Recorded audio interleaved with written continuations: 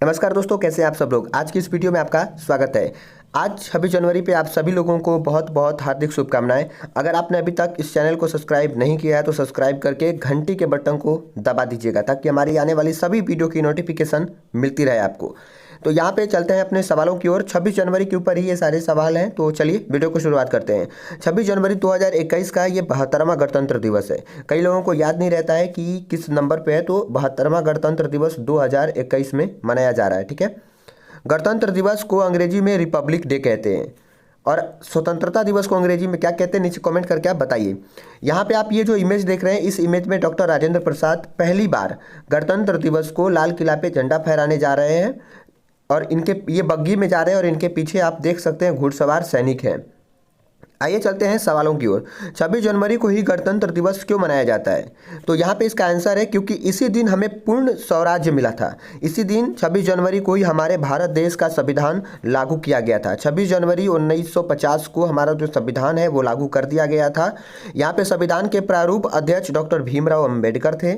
संविधान सभा के अस्थायी अध्यक्ष, दो अध्यक्ष होते हैं, एक अस्थायी होते हैं और एक अस्थायी होते हैं। तो यहाँ पे अस्थायी अध्यक्ष डॉक्टर राजेंद्र प्रसाद बनाए गए थे और अस्थायी अध्यक्ष डॉक्टर सच्चिदानंद सिन्हा थे। तो डॉक्टर राजेंद्र प्रसाद को 11 दिसंबर 1946 को अस्थायी अध्यक्ष संविधान सभा का बनाया गया था।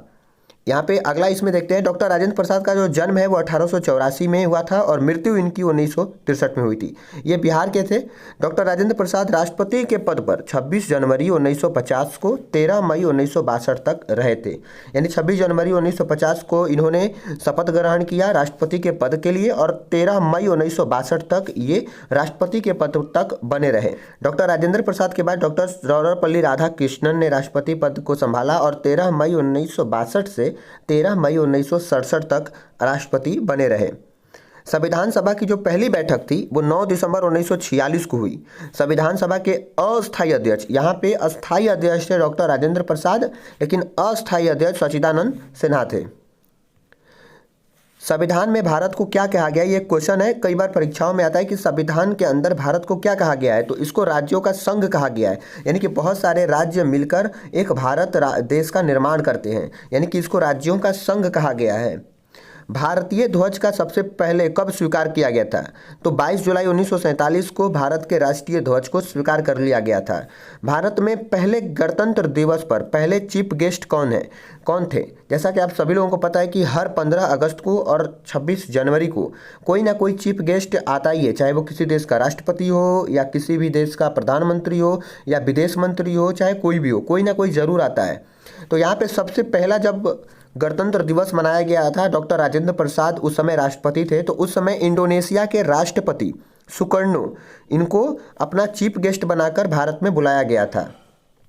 और वही बात करें 2019 में चीफ गेस्ट दक्षिण अफ्रीका के राष्ट्रपति थे सिरिल रामकोसा और 2020 में चीफ गेस्ट थे ब्राजील के राष्ट्रपति जेयर बोल्सोनारो और 2021 में चीफ गेस्ट कोई नहीं है।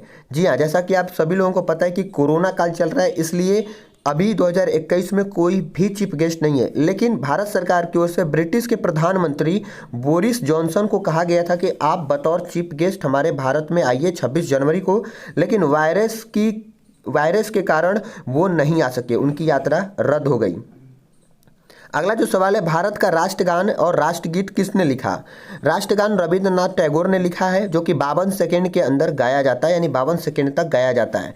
भारतीय संविधान सभा ने राष्ट्रगान को 26 जनवरी 1950 को अपना लिया था। अगर सवाल आता है कि भारतीय राष्ट्रगान को संविधान सभा के द्वारा कब अपनाया गया, तो 26 जनवरी 1950 को। और राष्ट्रगीत को बंकिम चंद्र चटर्जी ने लिखा है, जो कि बंकिम चंद्र चटर्जी द्वारा लिखा गया है राष्ट्रगीत वंदे मातरम। और राष्ट्रगान होता है जन गण मन अधिनायक जय है और राष्ट्रगीत होता है वंदे मातरम। यहाँ पे अगला जो सवाल है, गणतंत्र दिवस पर राष्ट्रपति को कितने तोपों की सलामी दी जाती है। जी हाँ, हमारे राष्ट्रीय ध्वज को जब फहराया जाता है तो उसको सम्मान देने के लिए तोपों से सलामी दी जाती है और वो होती है 21 तोपों की सलामी। हमारे जो राष्ट्रपति होते हैं, जो झंडा फहराते हैं, उनको 21 तोपों की सलामी दी जाती है और इसे पॉन्डर्स भी कहते हैं। यहाँ पे देखिए, इसे पॉन्डर्स भी कहते हैं। अगला जो क्वेश्चन है, भारत में कुल कितने राष्ट्रीय अवकाश मनाए जाते हैं? राष्ट्रीय अवकाश का मतलब होता है कि कितनी कुल राष्ट्रीय छुट्टियां होती हैं। तो यहाँ पे 3 राष्ट्रीय छुट्टियां होती हैं। एक स्वतंत्रता दिवस जो कि 15 अगस्त को होता है, दूसरा गणतंत्र दिवस जो कि 26 जनवरी को होता है, और तीसरा है गांधी जयंती जो कि 2 अक्टूबर को होता है, गांधी जी के जन्म दिवस पर। तो 3 अवकाश होते हैं, स्वतंत्रता दिवस, गणतंत्र दिवस और गांधी जयंती। भारत में भारत का संविधान किस एक्ट को हटाकर लागू किया गया? यहाँ पे मैं आपको कुछ चीज़ें बता देता हूँ कि जब भारत का संविधान नहीं था तो भारत सरकार अपने नियम, अपने रूल या ब्रिटिश के नियम से चलती थी।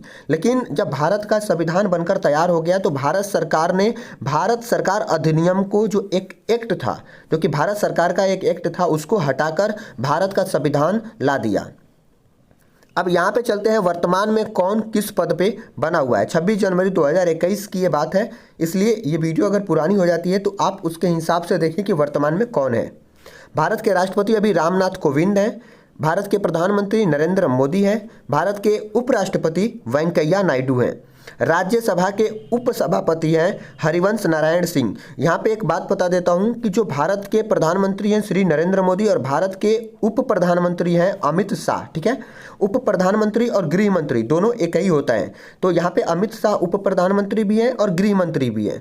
और यहाँ पे भारत के जो उपराष्ट्रपति हैं वेंकैया नायडू, ये भारत के राज्यसभा के सभापति भी हैं, यानी कि सभापति और उपराष्ट्रपति दोनों एक ही होते हैं। तो यहाँ पे वेंकैया नायडू भारत के राज्यसभा के सभापति भी हैं और उपराष्ट्रपति भी हैं।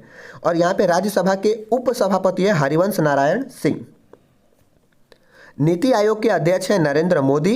नीति आयोग के उपाध्यक्ष हैं डॉक्टर राजीव कुमार। नीति आयोग के सीईओ हैं अमिताभ कांत। मुख्य न्यायाधीश, भारत न्यायालय के मुख्य न्यायाधीश हैं शरद अरविंद बोबडे। और मुख्य चुनाव आयुक्त हैं सुनील अरोड़ा। भारत देश में जितने भी कानून के मामले में सलाहकार होते हैं, ये उन्हीं में से एक है। तो जितने भी सलाह देने के लिए टीम गठित की जाती है, उसका जो जनरल एक मुख्य हेड तैयार किया जाता है वो है तुषार मेहता। थल सेना के प्रमुख हैं मनोज मुकुंद नरवाने। वायुसेना के प्रमुख हैं राकेश कुमार भदौरिया। यहाँ पे नौसेना के प्रमुख हैं करमबीर सिंह और बीएसएफ के महानिदेशक हैं राकेश अस्थाना। भारतीय तट रक्षक के महानिदेशक हैं कृष्ण गोस्वामी नटराजन। आरबीआई के गवर्नर हैं शक्तिकांत दास और सीआरपीएफ के महानिदेशक हैं आनंद प्रकाश माहेश्वरी। राष्ट्रीय महिला आयोग के उपाध्यक्ष हैं रेखा शर्मा। और यहाँ पे लास्ट है, रेलवे बोर्ड के अध्यक्ष हैं विनोद कुमार यादव।